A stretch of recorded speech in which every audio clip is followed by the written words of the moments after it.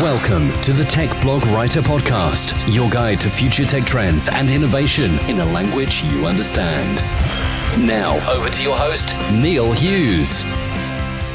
Welcome back to the Tech Blog Writer Podcast. Here we are, we're approaching the busiest time of the year for retail. And everywhere you look, it seems to be buy. I know, even pre-Black Friday sales going on. I mean, what's all that about? But I wanted to speak with someone that is transforming the world of retail. And then I stumbled across a company called CommerceHub. Now, in the past year, their stock price has doubled and they're rapidly growing, and their clients include Walmart, QVC, Best Buy, Toys R Us and so many other big names. Essentially, CommerceHub helps retailers and brands increase sales and delight shoppers by expanding their product assortment, promoting and selling products on the channels that perform, and equally enabling rapid, on-time customer delivery. But enough spoilers from me. I invite you to let me beam your ears all the way to New York so we can speak with Frank, who is CEO of CommerceHub. So a big warm welcome to the show, Frank. Can you tell everyone who is listening today a little about who you are and what you do? Yes, my name is Frank Poor, and I'm the founder and CEO of CommerceHub. Started the company back in 1997, and we make it possible for retailers online to radically expand their range or assortment in order to be able to attract and sell more to customers. We do this, though, by making it possible for them to not have to own any inventory or stock any inventory, by connecting them to a vast network of dropship suppliers that actually ship the products directly to the consumer. So retailers can carry millions of products, or I should say offer millions of products to their customers without actually having to stock them in inventory. We did about $13.5 billion in U.S. Gross merchandise value through the platform last year for, many of the largest retailers in North America and about 11,000 suppliers who are actually fulfilling those orders. You did mention some of the biggest retail outlets out there. I mean, CommerceHub's clients include Walmart, QVC, Best Buy, Toys R Us, just to name but a few. But what really put you on my radar in the past year is your stock price has doubled and seems to be continuously growing too. Fair to say that things are going great at the moment, but is it also fair to say that this is a 20-year overnight success story? Well, in some ways, it may seem like that. The reality is we've been hard at work, since 1997, painstakingly landing one major retailer at a time and hooking up one supplier at a time. But, we got a lot of attention, obviously, last year. We had been privately held.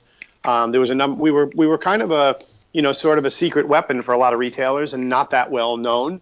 Outside of the customers who used us. We're not a consumer brand. So obviously when we went public, there was a lot of attention from the financial community who had been aware of what we were doing. We were part of Liberty Media that had showcased us as part of some of the things that they had done. So there became some attention. And obviously, as we went public, you get more popular. And so I would say that, our success was hard-earned and fought over time, but the events of the last year have certainly shined a light on us. So in the last 20 years, you must have seen a whole lot of changes, and they're continuously going on all the time. But I've got to ask, what do you think is the future of retail, and also how is CommerceHub actually disrupting e-commerce right now? So I see the future of retail becoming much more digital, and by that I mean, you can order from anywhere. You can order from your phone. You can order from a marketplace. You can order from Facebook. You can order from Google. You can buy from anywhere. And with the advent of things like Alexa and the Google shopping and talking into your wristwatch, I think you're going to be able to order. And so at some point, it's not going to matter too terribly much what the origin point of that order is. When we buy online today, you buy from the major brands that you know and trust. But, I think it's fair to say if you went to Google and found a product with the right price from a retailer you've never heard of, but they had a good rating, that you'd probably buy from them. And so there's an opportunity for anyone out there to be a seller. And so if you can, my sense of digital is really connecting all of the various points of supply, delivery, and demand. And so regardless of where that is, someone might order something from a retailer's website and pick it up in a store. They may order it from that retailer and have it shipped from a store. It could be that, a major brand, may want their own retailers to drop ship products for them. So, let's just say a kitchen products brand, makes their products available on their own website. They may want to leverage their retail partners with brick and mortar stores to actually do the fulfillment because they're closer to the customer. We're starting to see, different kinds of carriers getting involved. I don't think it'll be too far off where you have, something like Uber, in the parcel delivery business right alongside other, common carriers. And so I think what's going to happen is sources of inventory. If you have inventory available for sale, whether you're in your college or university dorm room, or whether you're a major brand, or whether you're a distributor, or whether you're a store, wherever that inventory exists, it's going to be made available for sale on any channel that makes sense. And it's going to be able to be delivered by whatever carrier method is available that makes the most sense. And this is just going to continue to get more highly optimized. And then on top of that, I hate to say it, we're talking about artificial intelligence, removing low-level jobs. I question what low-level means, right? In the traditional retail industry, you had merchandisers and buyers, and they were the touchers of the cloth. They wanted to make sure that there was limited shelf space. And if they were going to carry, 4 shirts, they wanted to make sure they were the right 4 shirts that were going to occupy that space and drive the most revenue and the most profitability. Now, online, the buyers or merchandisers are really becoming category managers. They're trying to get pretty much everything they can in that category because it's essential that you have an extended assortment to be able to have what your customers are looking for. But I see over time this buying is going to become much more algorithmic. You're going to have, we're going to be taking signals from what's selling on Amazon. You're going to take signals from what are people searching for on Google.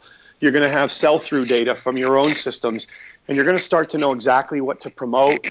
We're going to be able to start doing much more matching up between, personalization. So when you come in, if you and I go into Amazon right now, we see a very different homepage. Yeah. Right. If we search for something, we probably see different results based on our previous buying history. It's just going to get better and better and better.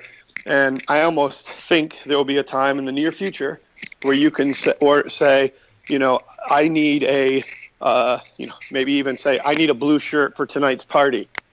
And there'll be enough history and enough knowledge and enough, going through what you go through to pick out a shirt that'll be able to do that. And picking out clothing may be the far extreme of that. But, right now, if you think about the motions you go through when you want to buy something, you search for it. You want to make sure that it's a valid and trusted partner that you're buying it from, that it's a good price, and that you're going to get it when you want it. And then you order it. That could easily be programmed. Wow.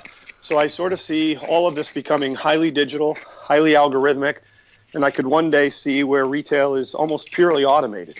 You're always going to have, the fulfillment and the physical side of retail, but I could see all of the selling part of it, all of the buying part of it on the back end, all of the promotion, all of the pricing, all of that being 100% personalized and 100% algorithmic. But I suppose before we actually get there and we're approaching the immediate holiday season, it seems that Amazon have got everything stitched up at the moment. Like you say, you can order anywhere. You can use your voice on using Amazon Alexa or one-click ordering on the website. So how can retailers succeed in an Amazon world right now, do you think? Well, it's really about differentiation. We see different types of retailers. If you're largely trying to outcompete Amazon, you're probably not going to be successful. They've got a pretty good head start on a lot of products. There's things that Amazon doesn't have. Amazon doesn't have physical stores. So, returns are still a pain on Amazon. If you get something and you want to return it, you've got to go to the UPS place. You got to do these kinds of things. Having something where you can go into a store on your way home, do those types of things is important. I think you're seeing companies like Walmart, so Amazon has Amazon Prime. Walmart is now offering free shipping. You don't even have to pay for a membership. You get free shipping on Walmart. And oh, by the way, if you're willing to pick it up in one of our stores, we'll give you an additional discount. So not only is it free shipping, we'll give you an additional discount if you pick it up in the store. So that's one way that company like Walmart is working on Amazon. They're leveraging the fact that they have physical stores, leveraging the fact that the deliveries to a store in a commercial zone are less expensive than sending one piece to each individual residential address, and they're turning around and passing that savings back on to the customer.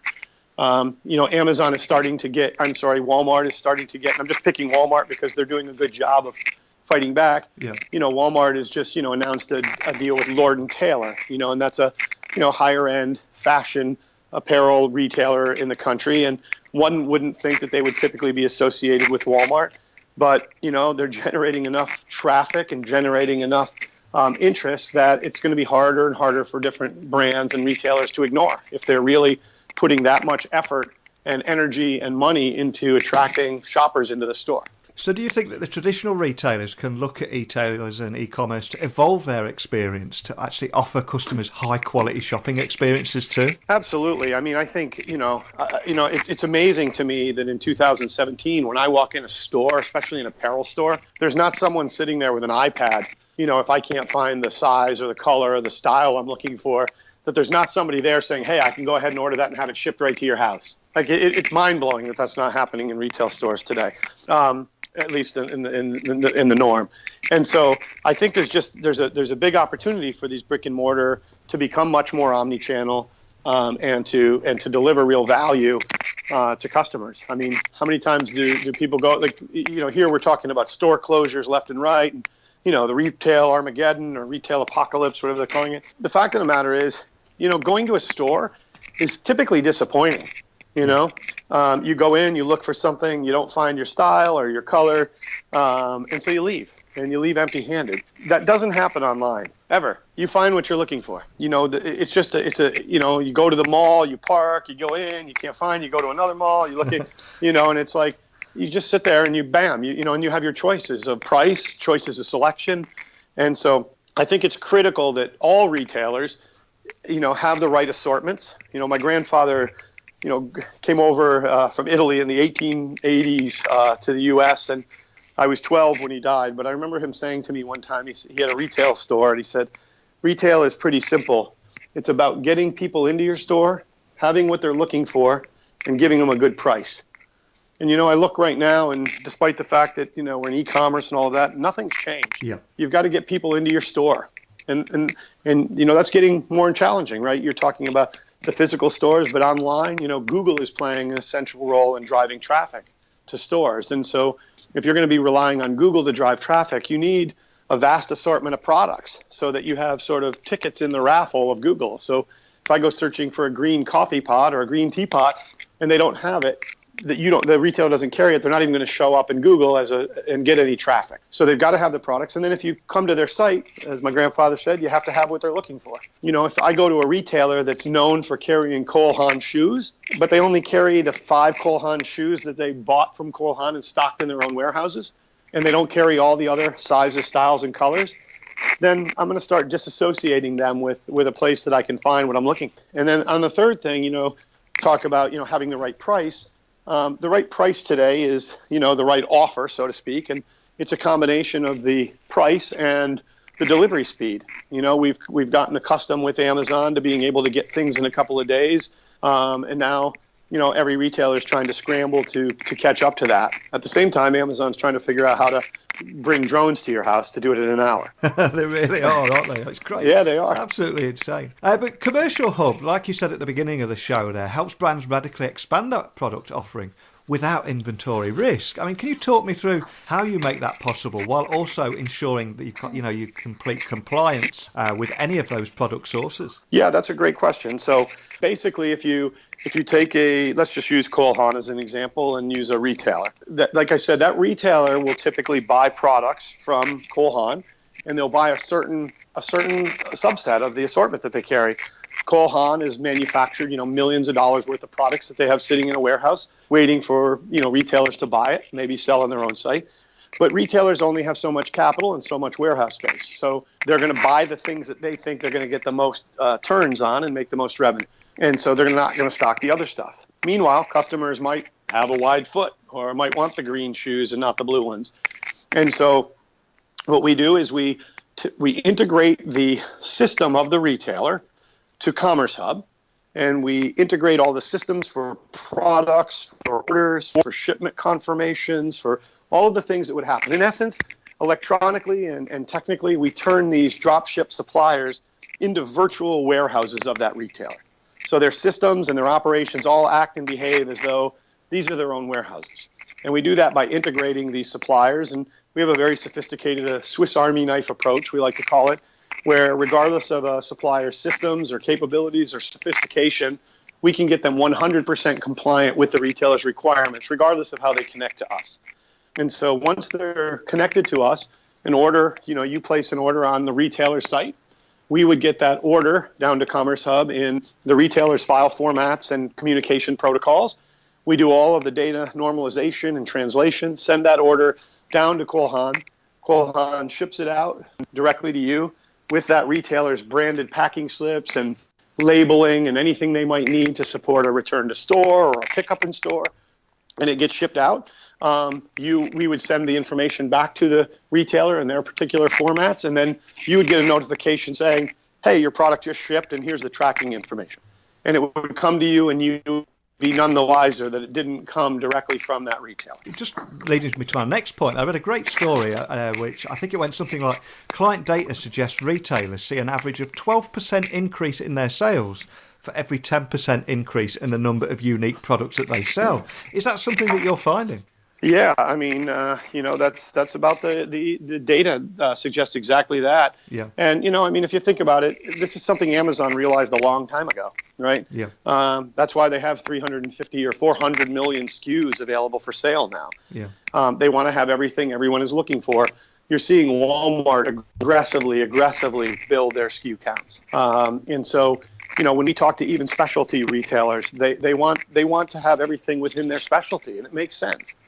If you're in the beauty business, you've got to have all of the stuff that the customers of beauty products are looking for. You can't just carry a small subset anymore like you used to carry in your store. Now, there's also a lot of talk about retail tech at the moment, but what are the biggest challenges facing your clients at the moment? And also, how are Commerce Hub helping them navigate around those issues? Sure. So our customers, again, are in a war with Amazon. Yeah. I mean, let's just call it what it is. And so Amazon has two things, really. They have outstanding customer service, and they have everything you're looking for. Yeah. And so these retailers have to be able to at least match that, in some fashion, in terms of the expectation. So as I said, they're having to radically expand their assortment in order to, gather the customers and to have what they're looking for. And they're really having to focus now on the fulfillment and delivery speed. In the old days, it was great. CommerceHub, retailers would come to CommerceHub and they could add all these new products. They would get incremental revenue, incremental margin. So it was a big win. But Amazon kind of changed the game with Prime. And all of a sudden now, it wasn't just enough to have the products. You had to be able to get them there in a very efficient manner, both in terms of speed and cost. So if the retailer's offering free shipping and they're paying the freight to get something from New Jersey to California in 2 days is expensive. And so we've developed capabilities, we call it smart shipping algorithms, that basically take a look at where is the order coming, or where's the order going to, where is the supplier, this is when we get the order, where's the supplier located with this product, what is the average turnaround time of that supplier to get it out the door, what are the transit times of the carriers that are possible, and then we can in real time choose the fastest and most economical way to meet a particular service promise.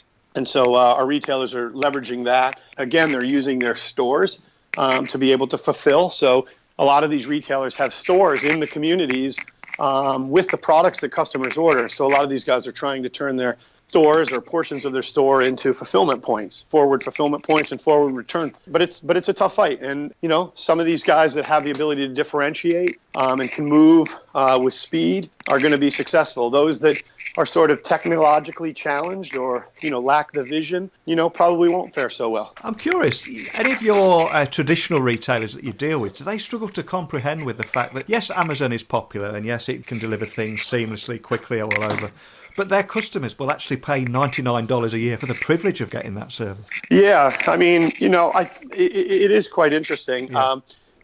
Amazon obviously offers more to try to attract that. And, when they're looking at it, I'm sure they contemplated that at some point, other retailers will be able to offer this. I mean, Walmart's doing it now. And so they've added things like, like a Netflix-like type of thing. They've got Amazon Music. So they're doing a lot of things to make that $99, more palatable. Yeah. But, typically the person who's buying a Prime membership, is someone that, is at least, mildly financially savvy. And they're probably doing some math and saying, I can order things 1 and 2 days and I'll more than use up this in the shipping costs. I order X number of times a year. And quite frankly, I mean, it's a great loyalty program. Amazon put it in there and you pay that $99. And once you've done it, you sort of feel obligated to get your money's worth. Yeah, you really do. But it does hit you hard when you just notice your bank statement at a particular time of the month that you always forget when it runs out. And you go, oh, exactly. Exactly. So what's next for Commerce Hub? Is there anything else that you can share with us today? Yeah, I mean, we're really interested in, again, trying to help our retailers, compete in this sort of fulfillment space, trying to ship faster, and trying to do that. We're working, with logistics partners to be able to help brands sort of load balance products. We want to try to get it. So the U.S. is a big country. I think in the U.K., delivery can kind of happen in a day's time, generally speaking.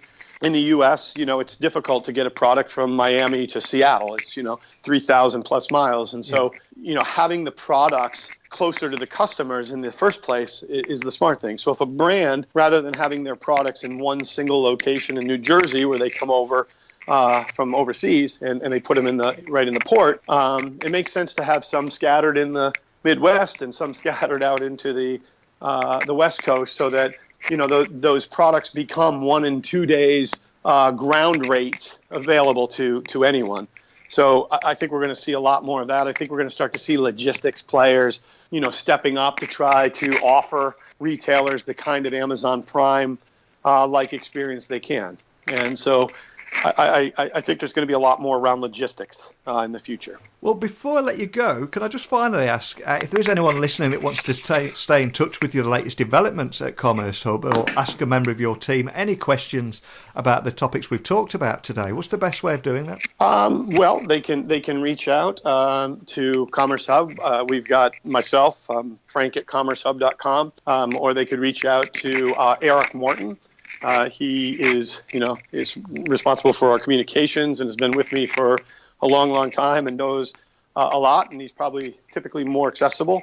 And he's available at emorton, Morton, at CommerceHub.com. Excellent. Well, a huge thank you for coming on the show today. I think this is a story we don't get to hear about enough. So I just appreciate you coming on and sharing the future of retail. And equally, our Commerce Hub is actually disrupting the world of e-commerce. So I really appreciate you taking the time to come on today. Well, I appreciate your interest and I enjoyed the conversation. What I loved about Frank is he's not only an internet entrepreneur and innovative founder, CEO, who's successfully built an industry-leading e-commerce company and then took it public, but he's also a great guy and just someone I could talk to for hours.